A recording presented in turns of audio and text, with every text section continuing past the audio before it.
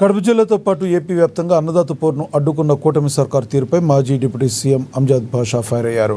రాష్ట్రంలో దుర్మార్గపు పాలన కొనసాగుతుందన్నారు.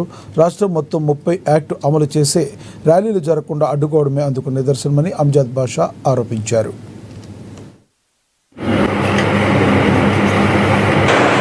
వైఎస్ఆర్ కాంగ్రెస్ పార్టీ రాష్ట్ర పిలుపు మేరకు అన్నదాతకు అండగా అన్నదాత పోరు అనే కార్యక్రమాన్ని నిర్వహించబోతున్నాము.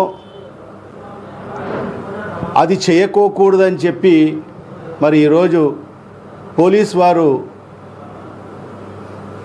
మనందరికీ నోటీసులు ఇచ్చి మీరు ఈ ర్యాలీ చేసేదానికి వీలు లేదు, 30 యాక్ట్ ఉంది అని చెప్పి మీరు ర్యాలీ నిర్వహించేదానికి పర్మిషన్ లేదు అని చెప్పి చెప్పడం ఎంతవరకు సమంజసమో, మరి ఈ దుర్మార్గపు పాలనకు ఇది పరాకాష్ఠగా ఈ రాష్ట్ర ప్రజలందరూ కూడా గమనించాల్సిన అవసరం ఉంది. ఎందుకంటే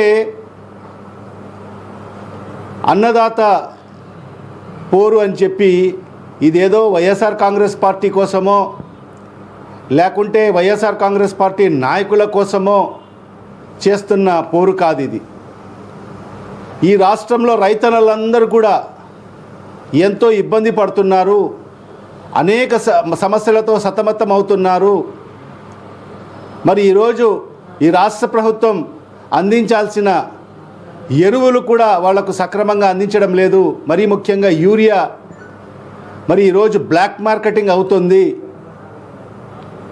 మరి ప్రభుత్వ ఆధ్వర్యంలో యూరియా సరఫరా చేయాల్సిన ప్రభుత్వము మరి ఈరోజు బ్లాక్ మార్కెటింగ్ చేసుకుంటూ మరి తెలుగుదేశం పార్టీకి సంబంధించిన కొందరు నాయకులు మరి అవన్నీ